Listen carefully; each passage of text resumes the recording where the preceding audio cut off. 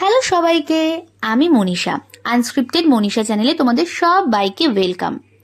আগের ভিডিওতে তোমাদের সাথে শেয়ার করেছিলাম যে আমরা সবাই মিলে গেছি জোয়ারদার শাড়ি হাউসে, যেটা ছিল কাঁচরাপাড়ায়।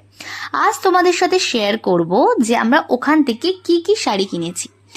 আমার দিদি আর কাকু মিলে একেবারে 8,000 টাকা শপিং করেছিল ওই দোকান থেকে।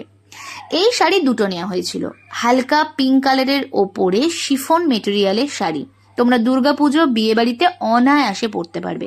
শাড়ির রেঞ্জটা মোটামুটি যেটুকু মনে আছে 950 টাকার মধ্যে। একটা শাড়ি দিদি নিজের জন্য কিনেছে, একটা শাড়ি দীপে দিদিকে গিফট করেছে। কয়েকটা ছাপা শাড়ি নেওয়া হয়েছিল, যেহেতু মায়েরা বাড়িতে ছাপা শাড়ি পরে তাই এই ছাপা শাড়িগুলো নেওয়া হয়েছিল।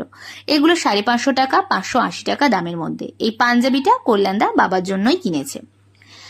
এবার আসি এই শাড়িটার কথা। এটা হচ্ছে ব্ল্যাক কালারের একটা ব্লক প্রিন্টের ওপর ভীষণই ক্লাসি একটা শাড়ি। এগুলো 950 টাকা করে নিয়েছে, হ্যান্ডলুম মেটেরিয়ালের উপর রয়েছে।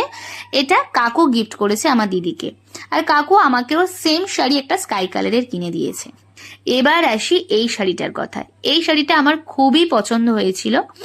দীপ বরাবরই বলে আমাকে ওয়াইন কালারের শাড়ি কিনতে, তাই আমি ওরই পছন্দের কালার ওয়াইন কালারের শাড়ি নিয়েছি। এটা একটা ভেলভেট মেটেরিয়ালের ওপর সিল্কের ওপর রয়েছে, একটা প্লেন পাড়ের ওপর এই শাড়িটা। এটার দাম হচ্ছে 850 টাকা। এটা হচ্ছে একটা ঢাকাই শাড়ি, এটা 250 টাকা নিয়েছে। এছাড়াও আমরা আরো অনেক শাড়ি কিনেছি, যেগুলো সব ভিডিওতে দেখানো হয়নি, কারণ কিছু কিছু গিফটিং পারপাস ছিল। অনির্বাণদা বাড়িতে এসে আমাদেরকে দিয়েছিল সবাইকে পিৎজা ট্রিট। আমরা খুব এনজয় করে খেয়েছি। আশা করি এই ভিডিওটা তোমাদের ভালো লাগবে। ভালো লাগলে লাইক করো, কমেন্ট করো, শেয়ার করো, সাবস্ক্রাইব করো, কারণ এটা আমার নতুন চ্যানেল। বেল বাটনটা ক্লিক করে রেখো যাতে তোমরা নতুন নতুন ভিডিও দেখতে পাও।